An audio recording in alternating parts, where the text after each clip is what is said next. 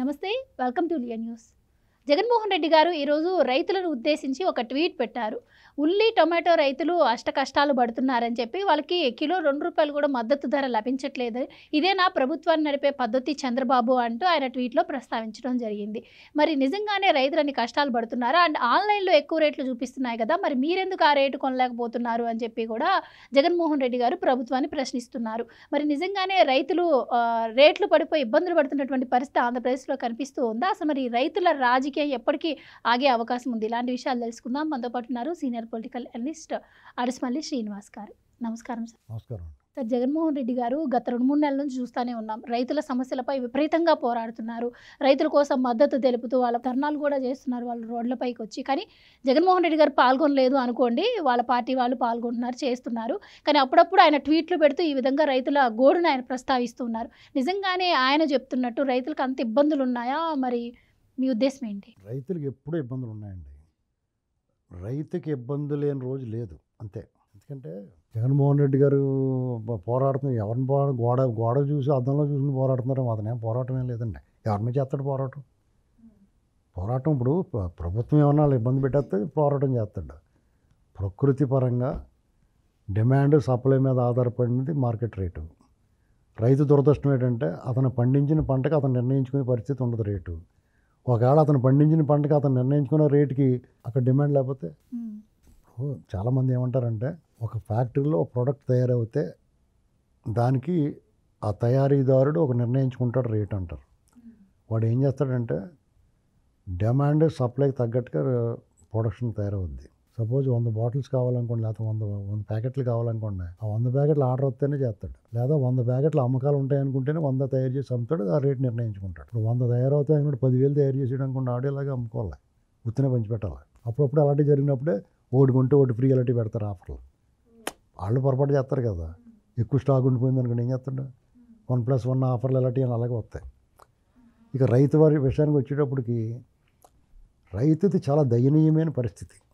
ఎందుకంటే వ్యవసాయ అధికారులు కానీ, అగ్రికల్చర్ డిపార్ట్మెంటు లేకపోతే ఆ శాఖ కానీ రైతులకు కొన్ని విషయాల్లో వాళ్ళు మ్యాక్సిమం వాళ్ళు దిశానిర్దేశం చేస్తూ ఉంటారు. లోన్లన్నీ, క్రాపు, పంటలు, లేకపోతే ఎలా చేయాలి ఏంటి ఇలాంటివన్నీ చేస్తూ ఉంటారు. అయినా సరే సరిపోవట్లేదు. అలాగే ఎలా జరుగుతుందంటే ప్రతి సంవత్సరం ఒక 2-3 ఏళ్ళు గ్యాప్ ఇచ్చి ఈ ఉల్లి, టమాటా ఇలాగ కాయగూరలు కొన్ని పంటలు నేలని వేసుకుంటేస్తుంది రైతుల్ని. ఉంటే ధరలు విపరీతంగా ఉంటున్నాయి, వినియోగదారులు బొక్కడిపోతుంది, దోలు తీరిపోతుంది. అలాగే ఓ 2 ఏళ్ల క్రితం టమాటా ₹230 కొనుక్కున్నాం మనం. నీ టమాటా పిసక అని చెప్పి తిట్టేసుకునేవారు అందరూ. 270 కూడా అమ్మింది. తర్వాత వెంటనే నెల తిరగకుండా నేను టమాటా ఎత్తిపోసేస్తున్నారంట అని చెప్పుకున్నాను. ఎందువల్ల జరిగిందండి అది? అప్పుడు ఏమనాలి? టమాటా బాగా అమ్ముతుంది కాబట్టి నిద్రమోహంగా ఉన్నాడు అప్పుడు ముఖ్యమంత్రి. అతనైనా పండించి రేటు అయినా అతను నిర్ణయించాడా?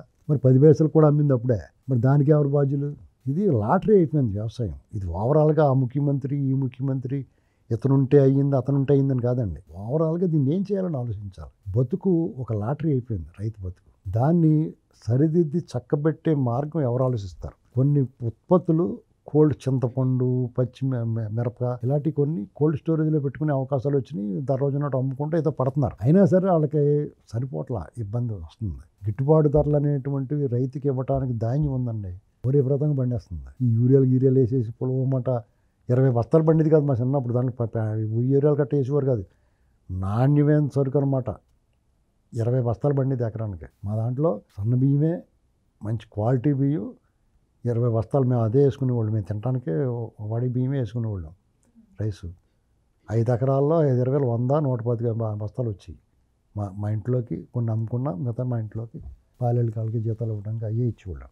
తర్వాత 50 బండి వస్తుంది, 40 బండి వస్తుందంటే గుండెలు అదిరిపోయింది. ఎక్కడి నుంచి వచ్చేస్తున్నాయి అనుకుంటే ఇలాగే 2 పంటలు 3 పంటలు ఎరువులు వేసేసి విపరీతంగా వచ్చేస్తుంది ప్రొడక్షన్. ఆటోమేటిక్గా డిమాండ్ ఉండదు. ఇప్పుడు ఇవాళ పైగా షుగర్ వచ్చేస్తుందని రైస్ తింటాం మానేస్తున్నారు చాలామంది. ఇది వేరే కారణాల వల్ల, వేరే దేశాలకు ఎక్స్పోర్ట్ అది ఉండటం వల్ల ఈ రైస్కి డిమాండ్ ఉంది. ఇంకా ఎంతో కొంత సబ్సిడీ రైస్, ఈ కోటా బియ్యం వీళ్ళందరూ స్మగ్లింగ్ చేస్తున్నారని అది ఆపేశారనుకోండి, ఆ కోటా బియ్యం నిండిపోతే ఏం చేయలేదు వెళ్దాం. అసలు పెద్ద సమస్యలు. ఇప్పుడు రైతులు దెబ్బడిపోద్ది. కోటా బియ్యాన్ని వీళ్ళు అమ్ముతూపుతున్నారని కోటా బియ్యం ఇవ్వటం మానేసి వాళ్ళు డబ్బులు ఇచ్చేస్తున్నారు అనుకో, ఈ బియ్యం ఆడుకుంటాడు. ఆ బియ్యం కొనకపోతే ఇంకా డిమాండ్ పడిపోదు. ప్రభుత్వమే సేకరించి ఎక్స్పోర్ట్ చేస్తే మళ్ళీ అందులోకి ఎలకలు దూరేస్తాయి. ఒకదానికోటి లింక్ ప్రతిదీ సమస్య అండి. ఇది అల్టిమేట్గా రైతు కొట్టేస్తుంది దెబ్బ. దాన్ని ఏం చేయాలనేటువంటిది ఒక ఆలోచన చేయాలి. ప్రభుత్వాలు కూర్చుని టమాటా దీని బ్యాలెన్సింగ్గా ఉండాలి. ఎప్పుడు కూడా రేటు ఇలాగ ఉండాలి. దానికి కూడా ఒక బోర్డులు ఏర్పాటు చేయాలి. పొగాకు బోర్డు ఎలాగ ఉంది, టొబాకో బోర్డు అలాగే ఉండాలి. ఉల్లికి టమాటాకి ఇలాగ బోర్డులు ఉన్నాయనుకోండి, వాళ్ళు నియంత్రిస్తారు.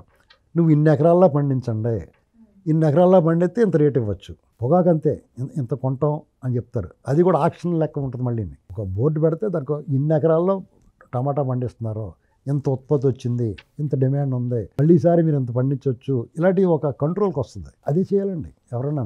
వేరే చేయడం లేదు. రైతులు కూడా ఏం చేస్తారు, ఉల్లిపాయ రేటు ఆ మధ్య 200 రూపాయలు అమ్మిందిగా టమాటా, పొలవమని టమాటా ఇది పడేస్తారు. మొత్తమని ఆ కూలీలు డబ్బులు ఇక వాళ్ళు ఏడుపుడు తక్కువ. అసలు ఏదైనా సరే కమర్షియల్ క్రాప్స్కి వెళ్తారు.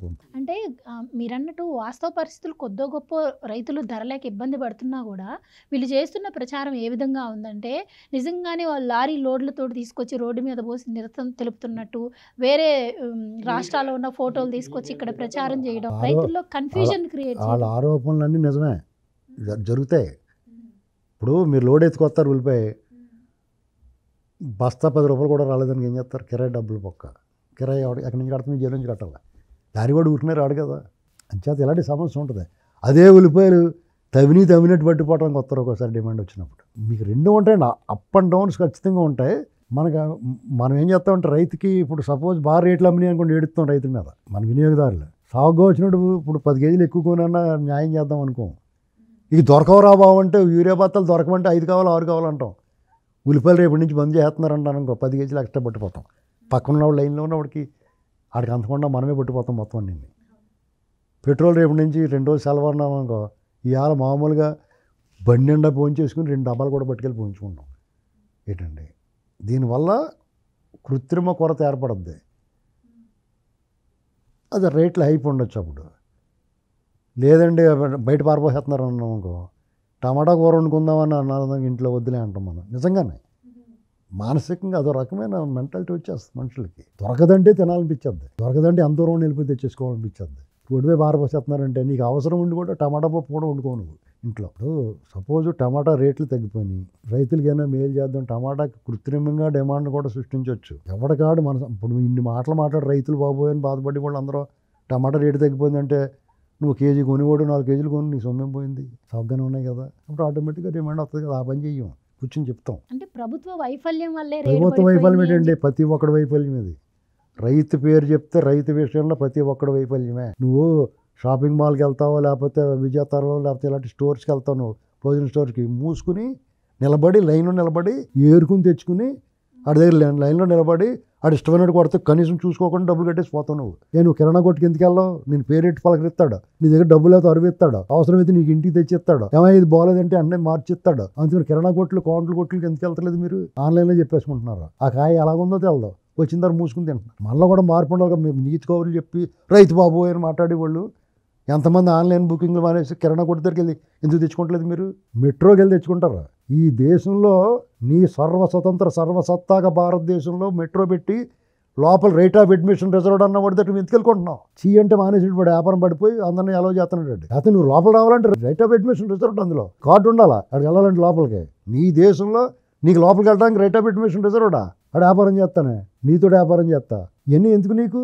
మన ఇంటి పక్కన వీధి చివరన్న ఒక కౌంట్ దుకాణమో లేకపోతే కిరాణా షాప్ పెట్టుకుంటాడు, నీకోసం అతను సర్వీస్ చేస్తున్నట్టు లెక్క.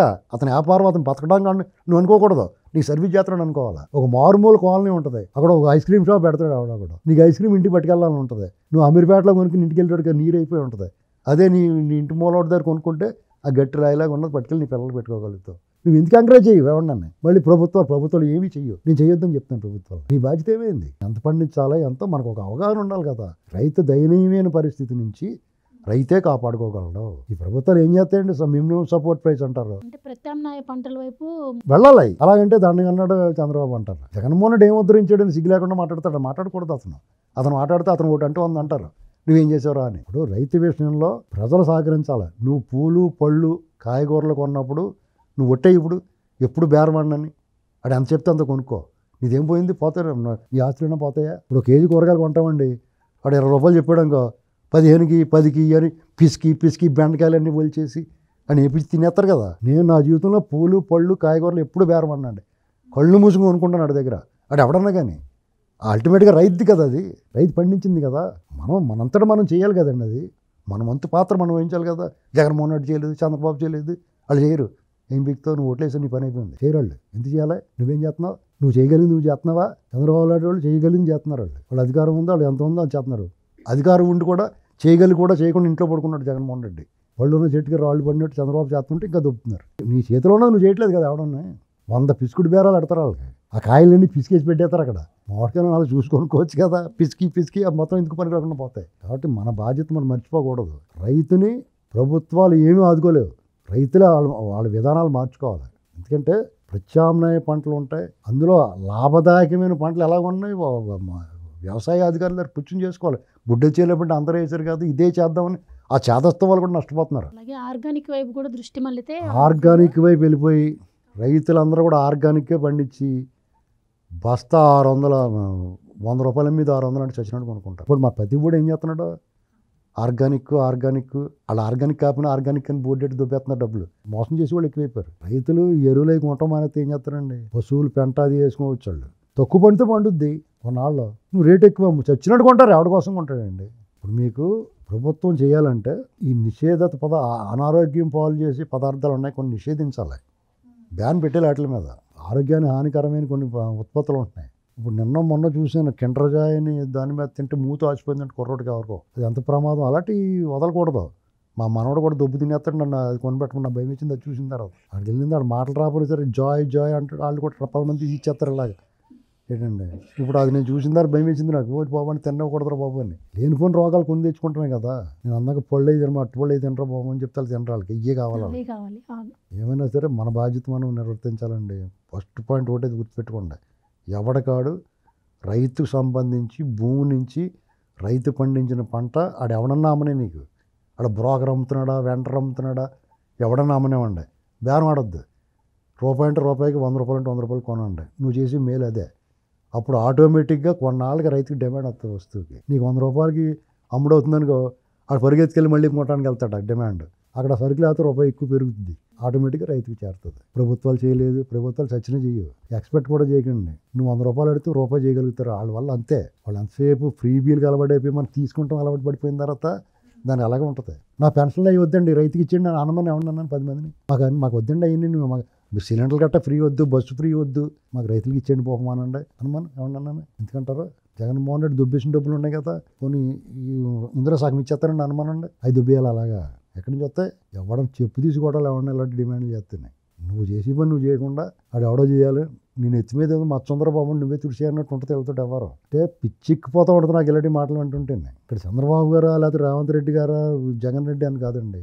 ఎవడైనా సరే నేను రైతు కుటుంబం నుంచి వచ్చాను. ఆ రక్తం కారిన కళ్ళు నాకు తెలుసు, ఆ బాధ నాకు తెలుసండి. మట్టమైపోయి మేము వ్యవసాయం చేసి సర్వనాశనం అయిపోయాం. రోడ్లు పట్టేసాం, నాకు ఇచ్చేసాం. 100 ఎకరాలు పోయినాయి. వ్యవసాయంలోనే పోయినాయి. మా బాబుగా ఏం దొరలవాట్లు లేవు. ఎదకోళ్ళు చెప్తారు ఇవాళ వీళ్ళందరూ వచ్చి. ప్రభుత్వాలు ఏమీ చెయ్యవు. ఎవడగాడు ఒళ్ళు స్పృహలో ఉండి ఎంత పండించాలో ఎంత చేయాలో చేసుకోవాలి. వాడు తాహత మించికి వెళ్ళకూడదు. ఎవడ వేసాడు రేటు వచ్చిందని ఎగబడి వేయకూడదు. ఏదైనా సరే ప్రమాదమే. తెలివిగా ఉండాలి వ్యవసాయంలో కూడా. రైతు పని చేయకుండా, పొలానికి వెళ్ళకుండా, అరక దున్నకుండా, కాడి ముంత పట్టుకెళ్ళకుండా ఉండలేడు. కొంత నియంత్రించుకోవాలి, తప్పదు. లేదంటే ఇలాగే అవాస్ పాలు అవుతారు, అన్యాయం అవుతారు, అప్పులు పాలు అవుతారు, ఆత్మహత్యలు గురవుతారు. ప్రభుత్వాలు ఎంత చేస్తాయండి? ఒక సర్టెన్ ఎక్స్టెంట్ ఎంతమంది కానీ చేయగలుగుతారు. మనం ఆలోచించాలి కదా. ఇప్పుడు ఇక్కడ ఏమైందంటే ప్రభుత్వాల పరిస్థితి ఎలాగైందంటే ఏదో ఒక బడ్జెట్ కేటాయించి చేయాలంటానికి అవకాశం లేకుండా 100 రకాలు ఎవరికాడు చిప్పలట్టు కూర్చుంటున్నారు. మాకు కావాలని ఏం చేస్తారు ఎవడన్నాను. జగన్మోహన్ రెడ్డిలో అలా మురుగుతారు. గాలిని చూసి కూడా కుక్కలు మురుగుతాయి కొన్ని, తెలుసా మీకు? ఇదిలో కూర్చుంటే పడుకున్న గౌతం వేసి మురితే ఈటరా బాబు నుంచి ఎవడో ఉండడు అక్కడ. అంటే గాలికి సడికి అయితే దెయ్యాలు కనపడతాయి అంటే వాళ్ళకి. జగన్ రెడ్డి వాళ్ళ నాణాలు వచ్చి కనపడినట్టు అవి అలా మురుగుతూ ఉంటాయి. అది పరిస్థితి. Thank you so much sir. Please subscribe to Leo news for more videos.